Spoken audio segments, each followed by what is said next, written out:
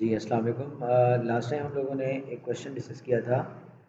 S23 का variant 22 है ये, और इसमें एक बैंक है जिसमें कुछ इन्फॉर्मेशन दो अरेज बनी हुई हैं, और पहली अरे है उसका नाम है अकाउंट, और उसमें दो कॉलम हैं। The first one is account name, account holder का नाम होगा उसमें, और दूसरा है पासवर्ड, और इस अरे का नाम है अकाउंट। और दूसरी 2D अरे है, उसका नाम है ACC डिटेल, और ये ACC डिटेल में हमारे पास तीन कॉलम है। पहला कॉलम है बैलेंस, दूसरा कॉलम है OD लिमिट, OD लिमिट का मतलब है ओवरड्राफ्ट लिमिट, और तीसरा है विड्रॉल लिमिट।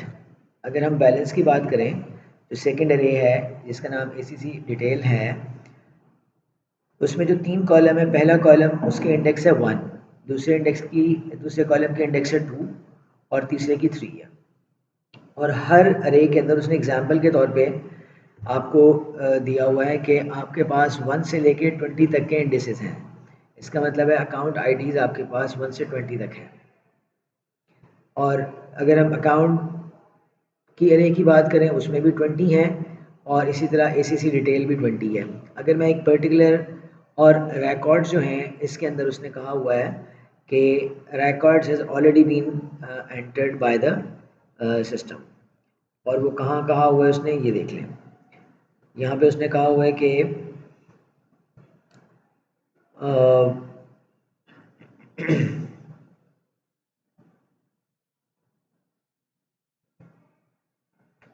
जी ये सेकंड लाइन में the array and the variable size has already been set up and the data stored.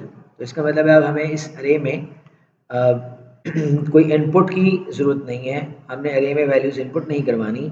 अब हमने ऑलरेडी डेटा जो एंटर्ड है उसके अंदर से कुछ वो हमारे से ऑपरेशन पूछेगा, लाइक कोई मेंबर एग्जिस्ट करता है या नहीं करता, अकाउंट होल्डर एग्जिस्ट करता है या नहीं करता, तो उसको हमने देखना है। ठीक है, ऑल राइट। अब इसके बाद उसने कुछ और भी इंफॉर्मेशन दी हुई है कि अगर आप एक नेगेटिव या ओवरड्रॉन लिमिट की बात करते हैं, ओवरड्राफ्ट लिमिट की बात करते हैं, तो उसके लिए आप बेहतर है कि सूटेबल मैसेज दें। और अगर आप इसमें से ओवरड्राफ्ट लिमिट क्या है कि अगर आपका बैलेंस ज़ीरो हो गया तो आप बैंक से 100 रुपीज़ का लोन ले सकते हैं। You can borrow $100 from that bank, and withdrawal limit is, for example, you have $1,000 in your account, तो आप उसमें से वन गो में $1,000 नहीं विड्रॉ नहीं कर सकते, आपको $200 की ट्रांजेक्शन करनी पड़ेगी। So it means the amount of the money that can be withdrawn at one time is for example $200। ये एक और रिक्वायरमेंट है। सो इस सिचुएशन के अकॉर्डिंगली अब हम एक सॉफ्टवेयर बनाएंगे और एक कोडिंग करेंगे, और जिसमें हम इन सारे रूल्स को अप्लाई करेंगे। कुछ एक दो और रूल्स भी हैं जो मैं डिस्कस करना चाहता हूँ आपसे, और वो ये हैं कि अगर आप इस अरे में तीन चीज़ें मेंशन करेंगे, लाइक फॉर एग्जांपल साइज, या अकाउंट की अरे, या ACC डिटेल्स, अगर इसको आप डिक्लेयर करेंगे तो आपको इसके मार्क्स नहीं मिलेंगे। लेकिन अगर आप कोई वेरिएबल्स यूज़ करते हैं जो कि आपने लोकल वेरिएबल कहलाएंगे, तो उसके आपको मार्क्स मिलेंगे। और वो यही कह रहा है कि यहाँ पे second last line, you only need to declare any local variables or and the local arrays that you use। और इसके अकॉर्डिंगली आप इसमें और भी दो तीन चीज़ें हैं। उसने कहा है कि अगर आप कमेंट्स यूज़ करेंगे तो कमेंट्स के भी आपको मार्क्स मिलेंगे। ये वाला जो हमारे पास पॉइंट है। और इसमें आप you can write pseudo code, you can write program code as well. Program code programming language में होता है, आप चाहते हैं तो प्रोग्रामिंग लैंग्वेज में अगर आपका आपकी एक्सपर्टीज़ हैं तो आप प्रोग्रामिंग लैंग्वेज में भी ये कोड लिख सकते हैं। ऑल राइट, और जितने भी इनपुट्स एंड आउटपुट स्टेटमेंट्स हैं उसमें आप एक सूटेबल मैसेज दें। प्रॉम्प्ट मैसेजेस जो मैंने डिस्कस किए हैं मैं आप लोगों से, प्रॉम्प्ट मैसेज अगर आप देंगे तो उसके भी आपको मार्क्स मिलेंगे। ऑल राइट, तो अब मैं इस कोड को स्टार्ट करने लगा हूँ। और इसमें स्टार्ट कहाँ से करना है, सबसे इम्पॉर्टेंट पॉइंट ये है कि आपने ये सारा कोड डिस्कस कर लिया, तो उसके बाद आपने जहाँ पे रिक्वायरमेंट्स गिवन होंगी, ये मैंने एरो लगाया हुआ है, इट मीन्स के write a program that needs the following requirements. तो हर क्वेश्चन के अंदर कोई ना कोई रिक्वायरमेंट्स होंगी, तो उन रिक्वायरमेंट्स के अकॉर्डिंगली आप कोड को स्टार्ट करोगे। इसने कहा फर्स्ट पॉइंट ये है, check the account ID exist और not and the name and password entered by the account holder match the name and the password stored in the account are before any action that can take place. Means के आपने user से आपने ये check करना है कि वो account ID जो यूज़र ने दिया है वो ठीक है या नहीं है। अगर अकाउंट आईडी एग्जिस्ट करता है तो फिर आपने उसका नाम और पासवर्ड भी चेक करना है। इट मीन्स कि अकाउंट आईडी होगा हमारे पास 1 से 20 तक। Example, so it can be use as a size variable as well. So जितना भी साइज़ होगा आप वो साइज़ को यूज़ कर लें। अगर आप साइज़ को यूज़ नहीं करना चाहते तो 1 से 20 तक के इसके अकॉर्डिंगली दोनों में आपको मार्क्स मिल जाएंगे। सो कैम्ब्रिज में उसने जो दिया हुआ है 1 से 20 तक की वैल्यूज़ को दिया हुआ है। ऑलराइट, सो इसके बाद आपने दूसरा काम क्या करना है, display a menu option of four menu option will be given to the user। अगर वो एक वैलिड यूज़र है तो इसका मतलब है कि मैं उसके लिए एक चेक डिटेल का एक प्रोसीजर बनाऊंगा। प्रोसीजर क्यों बनाऊंगा? क्योंकि उसने मुझे कहा हुआ है। अगर आप इन 4 पॉइंट्स के बाद देखें तो उसने कहा है कि each action is completed by the procedure with a parameter of account ID. Procedure को हम रैप करेंगे पूरा कोड और उसके अंदर ये सारा कोड लिखेंगे और उसमें सिर्फ और सिर्फ एक पैरामीटर आप देंगे, दैट इज़ अकाउंट आईडी। और अकाउंट आईडी के अगेंस्ट हम लोग उस हर कोड को लिख रहे होंगे। फॉर एग्जांपल, अगर मैं बैलेंस चेक करना चाहता हूँ तो उसमें भी मुझे अकाउंट आईडी का पैरामीटर देना पड़ेगा। अगर मैं विड्रॉ का कोड लिखना चाहता हूँ उसमें भी मुझे प्रोसीजर के अंदर अकाउंट आईडी का पैरामीटर देना पड़ेगा। अगर मैं डिपॉजिट करना चाहता हूँ तो डिपॉजिट के अंदर भी मुझे एक प्रोसीजर जो लिखना पड़ेगा उसमें भी मुझे अकाउंट आईडी का ही पैरामीटर देना पड़ेगा। अब मैं इस सारे कोड को फिर रैप अप करूँगा लास्ट पे कि अगर एक वैलिड यूज़र है तो फिर वो ये उसे 4 ऑप्शंस अवेलेबल हों, otherwise he is not a valid user.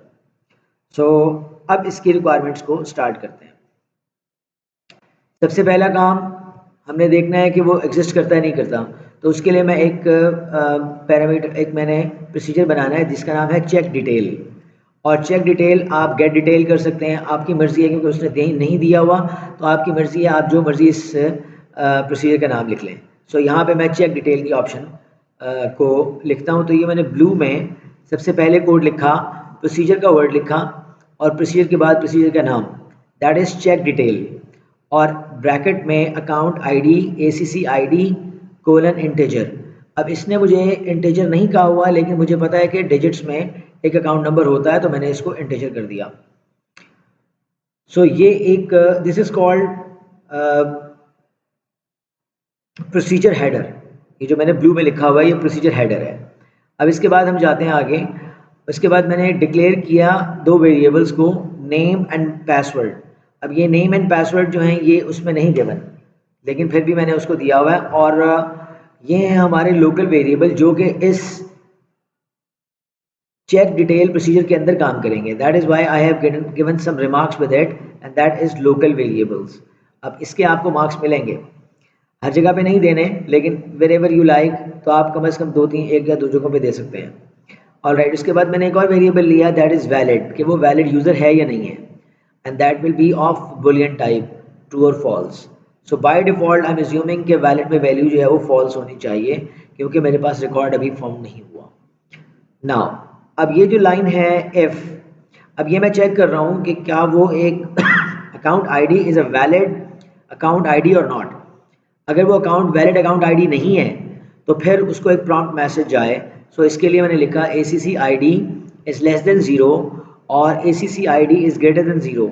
सो ये 1 से 20 तक की वैल्यूज़ हैं। अब यहाँ पे अगर हम वहाँ पे साइज़ का वेरिएबल ले लेते हैं तो फिर हम उसको प्रॉपर वैलिडेट ना कर सकते। सो यहाँ पे आप इसको वैलिडेट इस तरह कर सकते हैं, तो इसलिए मैंने 1 से 20 तक की वैल्यूज़ को ले लिया। सो अगर वो लेस देन 0 है या ग्रेटर देन 0 है तो उसके लिए देन का पार्ट चलेगा और देन में आपके पास एक प्रॉम्प्ट मैसेज आ गया इनवैलिड अकाउंट आईडी।